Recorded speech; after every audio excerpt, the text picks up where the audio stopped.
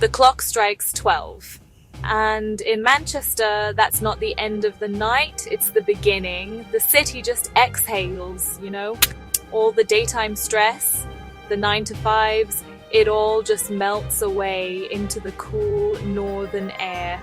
A different kind of energy starts to pulse through the streets. It's electric. Trams glide past, windows filled with faces lit up by phone screens, all chasing a feeling. Old red brick buildings glow under the streetlights. It's a city that never really sleeps. It just changes its outfit. Down every side street you hear it. The distant thud of a bass line, it's like a heartbeat. Laughter spills out of doorways, sharp and loud, mixing with sirens and the chatter. Groups of girls, arms linked, navigate cobbled streets in impossible heels. There's a shared sense of purpose in the air. Tonight is the night. Right now, in this moment, all that matters is the promise of the next few hours. The anticipation is a tangible thing, like buzz that connects everyone. You see them everywhere. The girls, my girls, your girls. They've spent hours getting ready.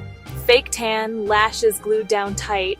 Outfits are a statement. The Northern Quarter is where the cool kids hang out. It's got that gritty, creative vibe you just can't fake. Graffiti-covered walls, hidden bars behind unmarked doors, music you won't hear on the radio. This is where our night usually kicks off. We'll find a spot like the Fitzgerald, a speakeasy-style place, low lighting and velvet chairs, cocktails that are pure works of art. The chatter is smart, the music is jazzy, and for a little while you feel incredibly sophisticated. It's the calm before the storm. A proper catch-up before the shots start flowing. But the Northern Quarter isn't just about being classy, it's got a wild side too. You'll find us in places like 2022, a basement bar where you can play ping pong while downing a pint. The competitive spirit comes out fast. Someone will inevitably hit the ball into a stranger's drink, leading to apologies, laughter, and maybe a new group of friends for the next 10 minutes. The music is loud, indie, anthems, and old-school hip-hop. It's the kind of place where you can let your hair down and not take yourself too seriously. The perfect icebreaker for the night ahead. Then there's the street life itself.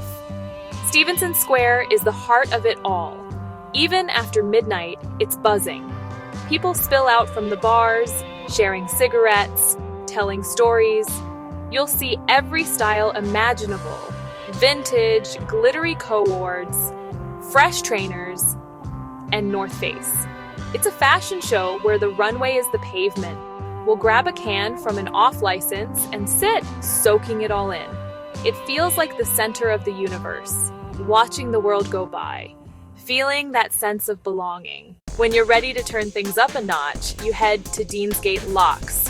It's a completely different world from the Northern Quarter, Manchester's mainstream heartland. Massive bars and clubs in converted railway arches, all lined up along the canal. The moment you step onto that stretch, the sound hits you. It's a wall of noise. Commercial house, chart-topping pop, R&B, anthems. The lights from the bars reflect on the dark water, creating this dazzling, almost dizzying spectacle. It feels like a proper party destination. This is where the big groups come to play. Hen parties in matching sashes, L plates, and birthday crews booking booths with sparklers on bottles of vodka. It's a sea of people dressed to the nines. The dress code here is glam, bodycon dresses, killer heels, immaculate makeup. You can't be a wallflower at the Locks. Bring your A game. We'll have a Target club, but the journey down the strip is a whole experience. You're dodging promoters, waving at people you vaguely know, and sizing up the queues. Inside, it's pure sweaty fun. Places like Revolution or Bar Bar are institutions, famous for endless lists of flavored vodkas and cheap shots. Someone suggests something brightly colored and probably ill-advised. and everyone agrees. Because why not? The dance floors are heaving. You're shoulder to shoulder with strangers, all singing a song you've heard 1,000 times. There's a unity in that. For those 3 minutes, everyone is connected by the same chorus, the same beat drop, the same feeling of letting go. But it's not all smooth sailing. Drama is practically guaranteed. Girls crying in the toilets over some boy who isn't worth it, heated arguments over spilt drinks that fizzle out. You might lose your friends and panic only to find them on the other side of the floor, having the time of their lives. A roller coaster of emotions in a few hours. It's this intense blend of high-energy fun and minor chaos that makes it addictive. Big, bold, and unapologetically commercial.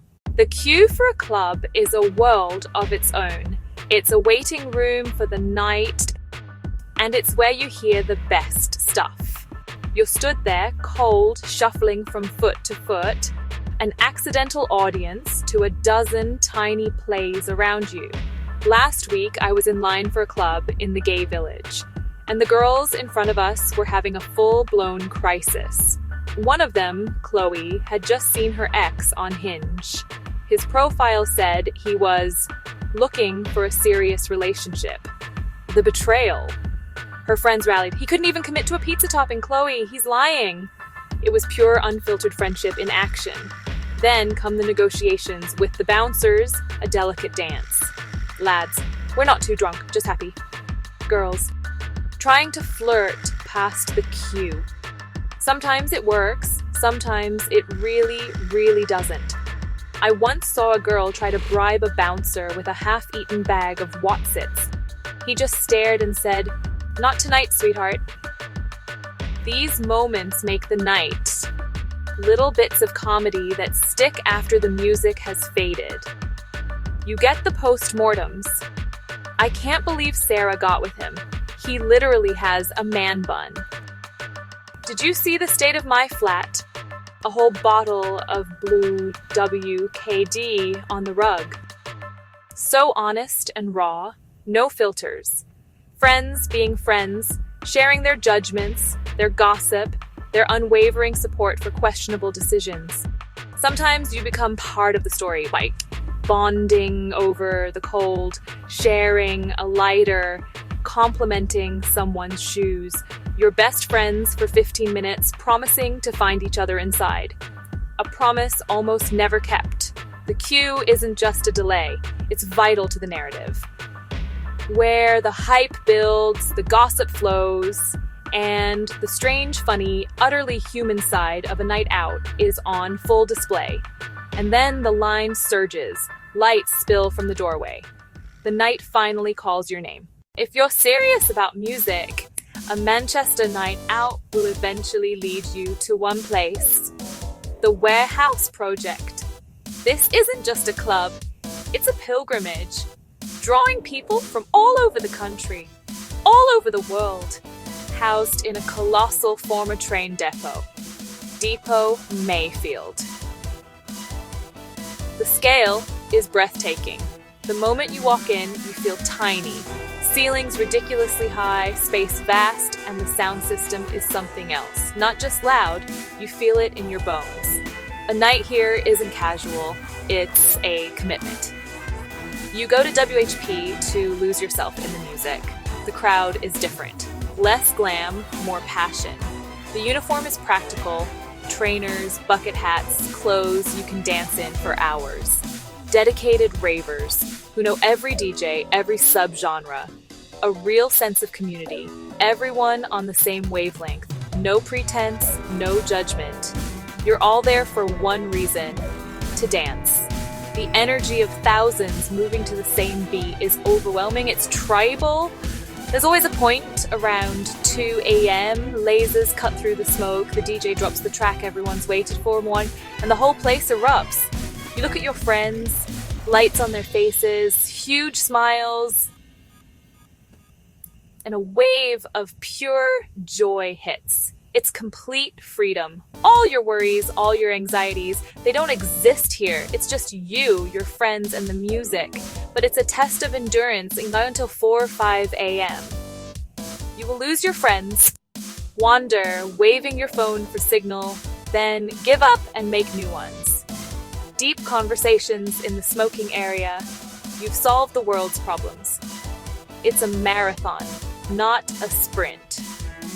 Stumbling out as the sun thinks about rising, exhausted, sweaty, and feeling part of something special. Spinning Fields is Manchester's glossy, grown-up playground. Sleek glass buildings, fancy restaurants, bars where the cocktails cost more than your taxi fare. Go when you want to feel bougie. It's all about being seen.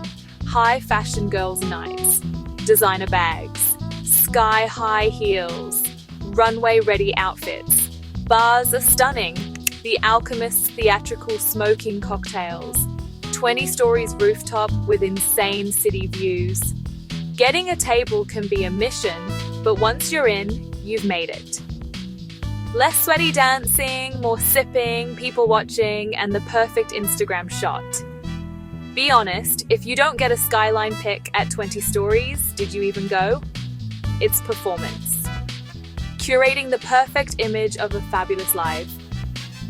Conversations shift.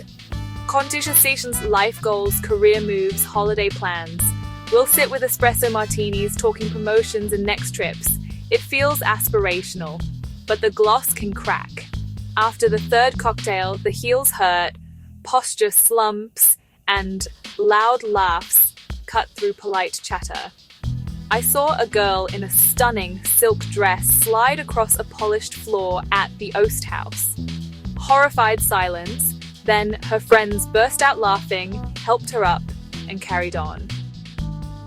No matter how fancy the setting, the real, messy, brilliant energy of a Manchester girls' night always shines through. Every Manchester girls' night operates on a set of unspoken rules.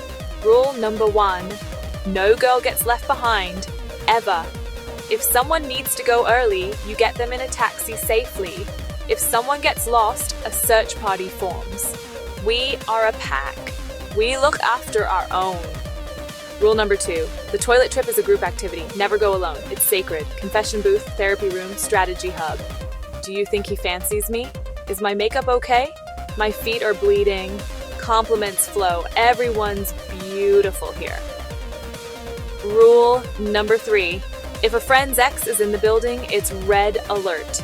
Human shield forms. Distractions deployed. If needed, tactical retreat to another bar. One look across the room and the plan is in motion. A military op, fueled by Prosecco. And finally, document everything, but be selective about what goes public. Your camera roll, blurry selfies, screaming sing-alongs, someone with eyes closed. The IG story is curated. Clinking boomerang, perfect group shot, laser clip. Create the FOMO, keep the messy moments for yourselves. The night always ends the same way, with a desperate need for food. Kicked into the grey half-light, music still ringing, a new mission takes over. Food. In Manchester, you're spoiled. The debate starts immediately. Kebab, curry mile. Kebab shops are classic, so fast, cheap around the corner, fluorescent lights like a beacon. Menus a blur, but everyone knows. Cheesy chips, garlic mayo, air thick with sizzling meat and frying oil. Survivors in glorious disarray. Strangers sharing tables, laughing. If you've got energy, taxi to Rusholme's Curry Mile. Curry Mile, neon still glows. You tumble into a restaurant, warm spices hit, naans like your head, a mountain of rice, steaming curries. The final debrief, funniest moments, dramas, new crushes, pure Mancunian bliss. The morning after is brutal. Offensive sunlight, pounding head, Sahara mouth. Camera roll is a horror show, bank balance a tragedy. Group chat, you okay, hun? For a few hours, you swear you'll do yoga instead. Then the good bits filter back. that chorus hug, smoking area nonsense, taxi, laughter. A girls' night is more than a party. It's ritual, a release valve, a messy, loud, imperfect human escape powered by the city's pulse and music. By Wednesday, same again Saturday? Despite the vows, the answer's always yes. These neon-forged memories, the chaos, the laughter, the loyalty, it's Manchester. And you wouldn't have it any other way.